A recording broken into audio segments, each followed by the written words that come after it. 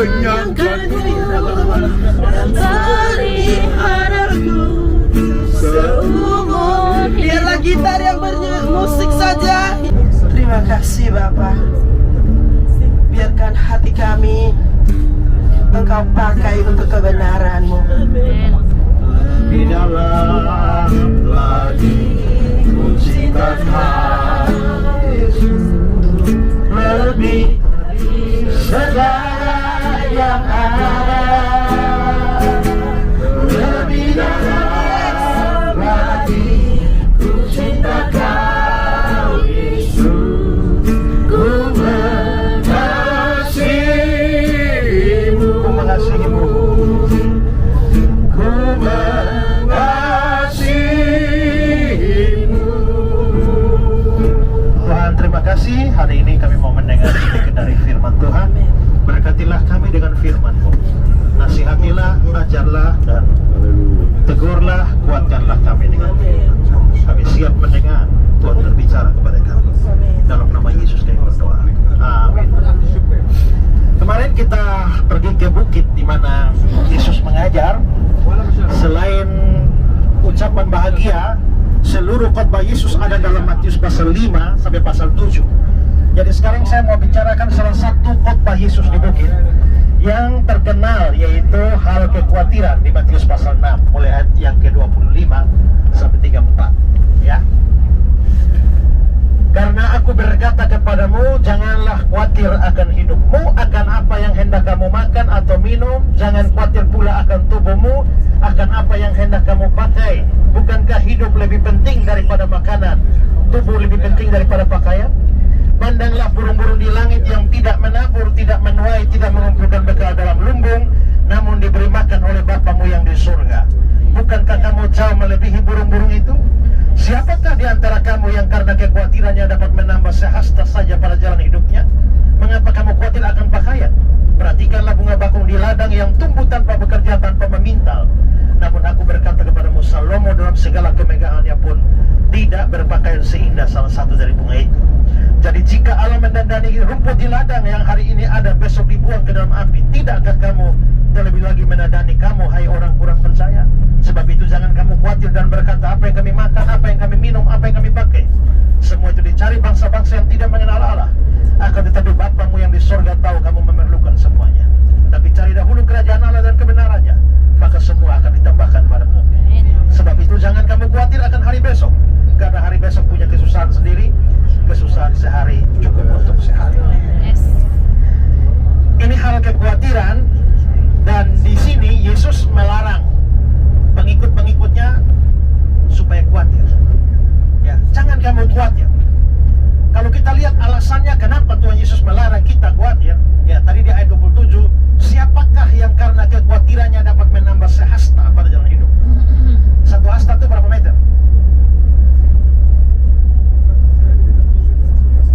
Jadi kalau baca Alkitab tidak boleh berakhir di Wahyu, ya. Di belakang itu ada kamus Alkitab. Ya, itu aja lanjut, ya. Satu hasta itu 45 cm. Dan kata lain, siapakah yang karena kekhawatiran bisa bikin hidupnya lebih panjang 45 cm ke depan? Tidak bisa, kan?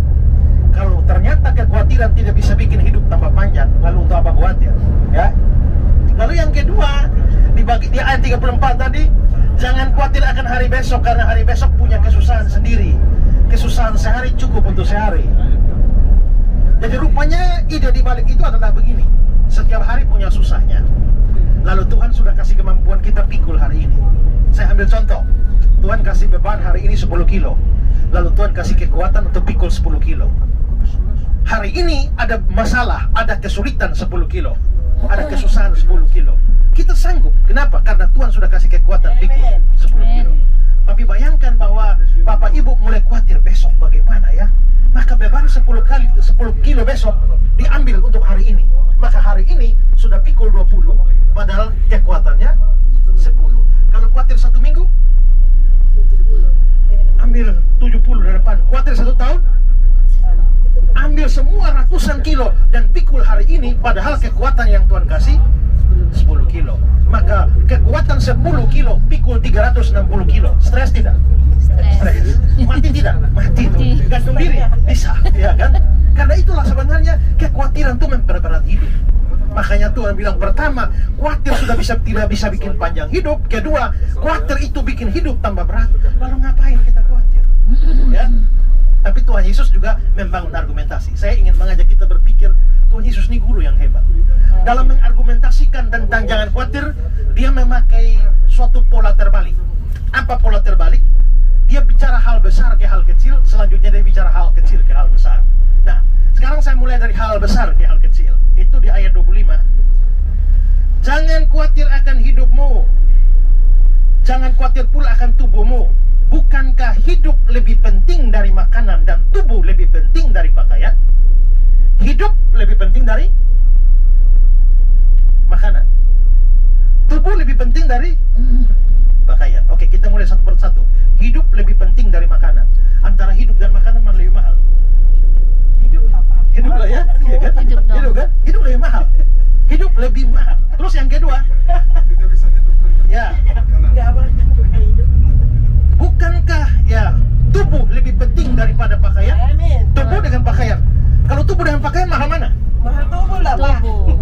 Tapi ada orang, saya bilang gitu, ada orang yang, Pak, tubuh pelacur hanya 50.000, baju bisa 1 juta. Saya bilang, iya, bukan karena tubuh lebih murah, itu karena pelacurnya lagi banting harga. Ya kan?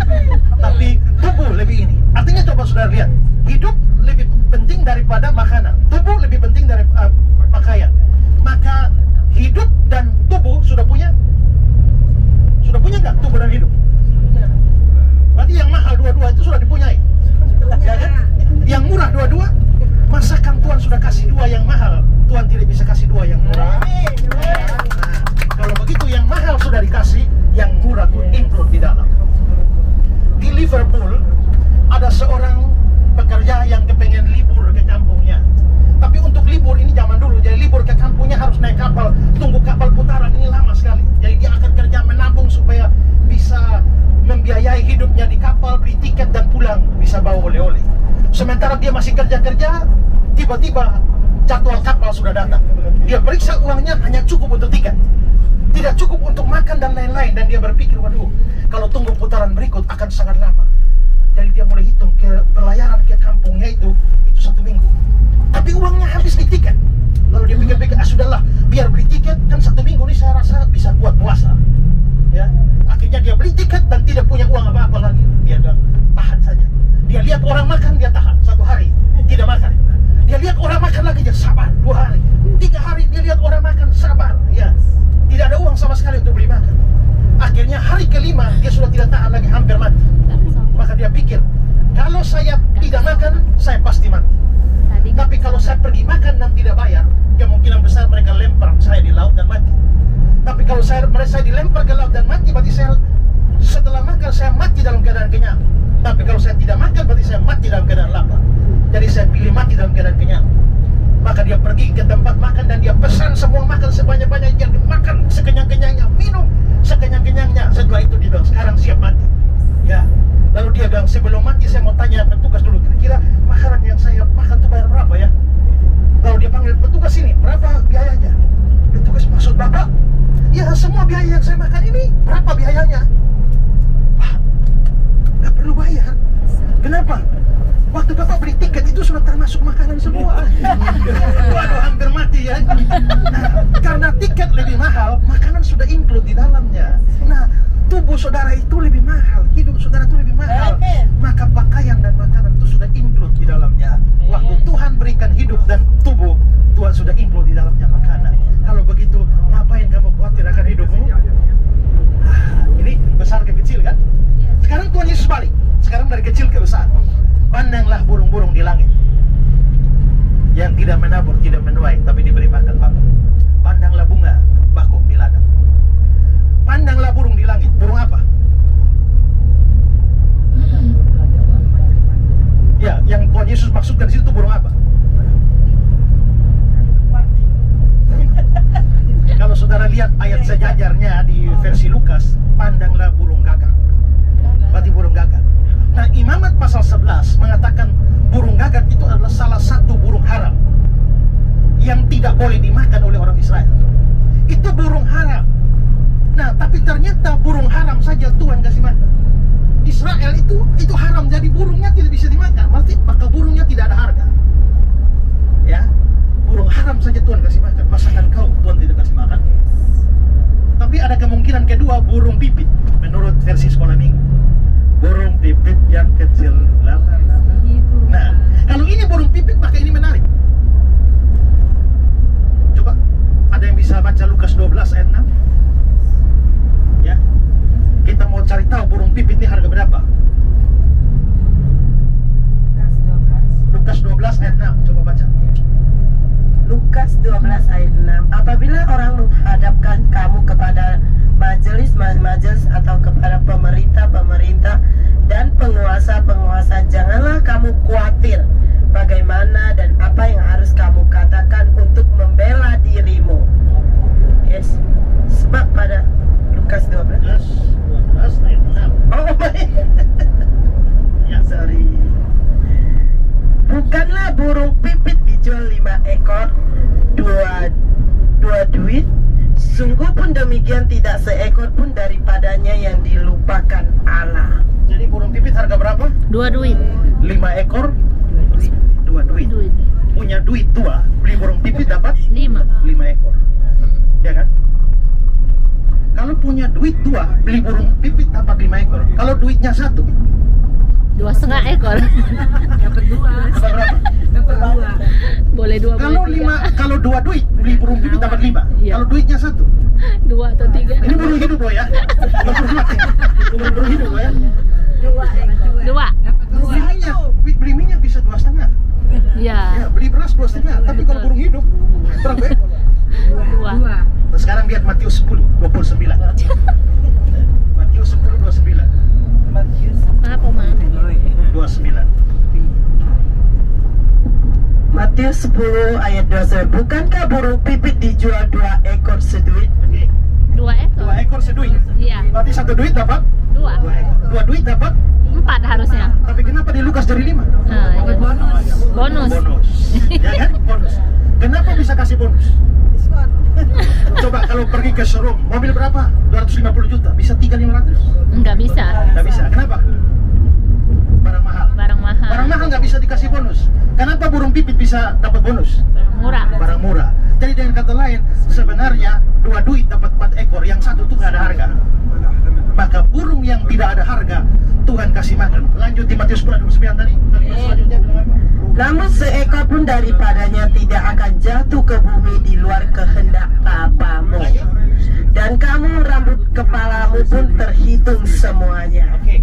Berarti burung yang murahan tidak mungkin jatuh kelaparan di luar kehendak Tuhan. Masakan burung murahan begitu Tuhan kasih pelihara, masakan kamu tidak. Bahkan selanjutnya dia bilang, kamu rambut kepalamu pun terhitung semuanya. Kita sendiri tidak hitung berapa rambut kita kan. Baik rambut yang pernah ada masih ada dan sudah tidak ada lagi. Ya. Berapa banyak ibu-ibu yang bangun pagi periksa berapa helai yang jatuh sisa tempat tidur? Enggak ada. Berapa banyak ibu-ibu yang periksa waktu masak ada berapa helai yang saya pernah makan pisang goreng tiba-tiba ada helainya, ini punya siapa ya. Nah berarti burung pipit tidak mungkin jatuh di luar kehendak. Waktu orasi kebangsaan kemerdekaan saya pernah zaman-zamannya orang gugat Pancasila burung Garuda, saya bilang jikalau burung pipit tidak mungkin jatuh ke bumi di luar kehendak Bapamu di surga, apalagi burung Garuda tidak mungkin jatuh. Sekarang ibu, kalau rambut ibu tidak bisa jatuh di luar kehendak Tuhan, kira-kira kepala ibu bisa jatuh di luar kehendak Tuhan? Nggak bisa. Rambut saja nggak bisa, apalagi kepala. Ya, kalau begitu kita ini jauh lebih berharga sampai kita sendiri nggak hitung rambut kita, tapi Tuhan hitung. Amin. Nah, kalau yang kecil begitu Tuhan pelihara, masakan kita, anak-anaknya, hamba-hambanya, Tuhan tidak pernah. Kalau pikir begini, maka jangan khawatir, ya, jangan khawatir. Yang paling penting apa? Jangan lupa kerja. Karena biarpun burung tidak menanam, tidak menabur, tapi burung tidak tunggu di sarang buka mulut. Kan burung juga harus terbang, cari makan, ya kan? Maka ini ora et labora. Tuhan pelihara bukan berarti kita jadi pemalas. Hai pemalas, lihatlah semut, pelajari lakunya dan jadilah bijak. Yang kedua, cari dahulu kerajaan Allah dan kebenaran. Amin. Semua ditambahkan. Ya. Nah, maka Tuhan harus diutamakan, prioritas. Ya. Jadi cintailah dan carilah pemberi berkat lebih dulu, baru berkatnya. Jangan kerja pemberi berkat, ya gitu ya. Nah, saya mau tutup dengan satu cerita dari Cina kuno. Zaman kelaparan, ada satu bapak, satu ibu hanya punya makanan sisa mie terakhir. Mereka dua pikir, ini mie terakhir yang kita makan, habis makan kita mati. Sudah tidak apa-apa lagi. Siap memakan, tiba-tiba pintu diketok. Begitu mereka buka, ternyata ada orang tua yang sangat kelaparan. Dia minta tolong beri saya makan, sudah tidak makan sekian hari. Suami istri ini baku lihat, kasihan dia ya. Kalau kita makan ini makanan terakhir, kita akan mati juga. Kalau kita kasih dia, kita akan mati. Tapi sebelum mati kita berbuat baik. Akhirnya kasih makanannya sama pengemis itu, dan pengemis itu makan. Setelah pengemis makan itu, tiba-tiba berubahlah pengemis. Ternyata dewa yang menyapa. Lalu dewa itu bilang, hai anak-anak, betapa baik hatimu, sudah kelaparan masih kasih saya makanan. Sini bawa itu mangkok mie tadi. Begitu bawa, dewa kasih keluar sumpit ajaib. Kling, jadi emas. Wow, ya.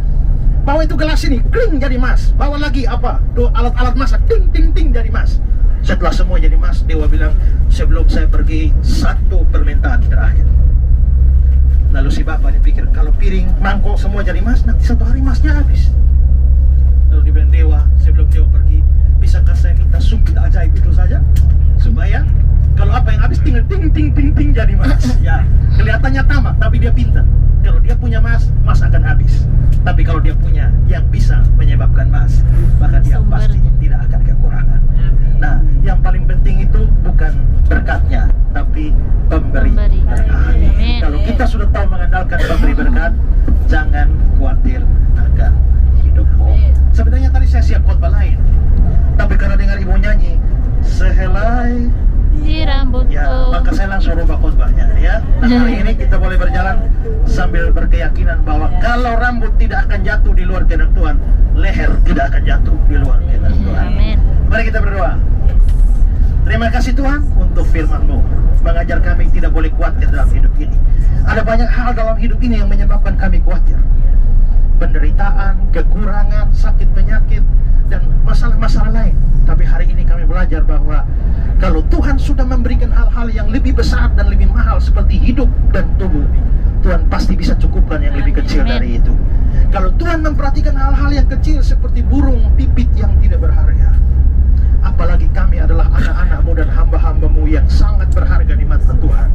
Tuhan pasti tahu memberkati kami.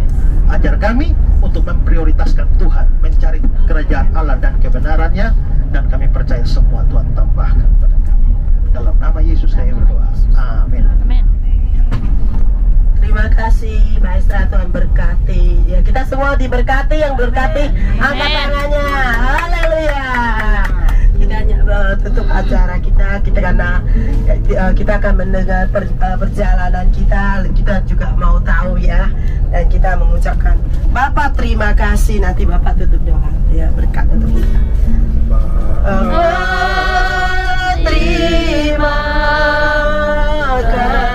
Terima kasih Tuhanku.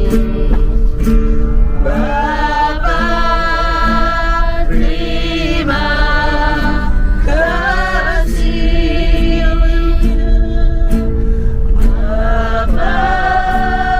di dalam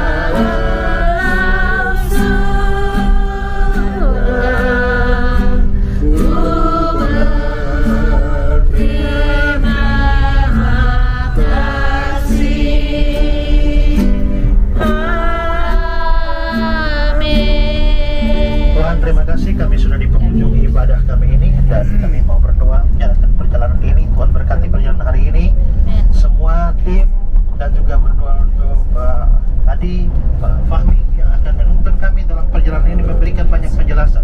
Tuhan tolong supaya kami diperkaya dalam pemahaman, pengetahuan, dan semakin teguh kepercayaan kami pada firman Tuhan, pada kitab suci.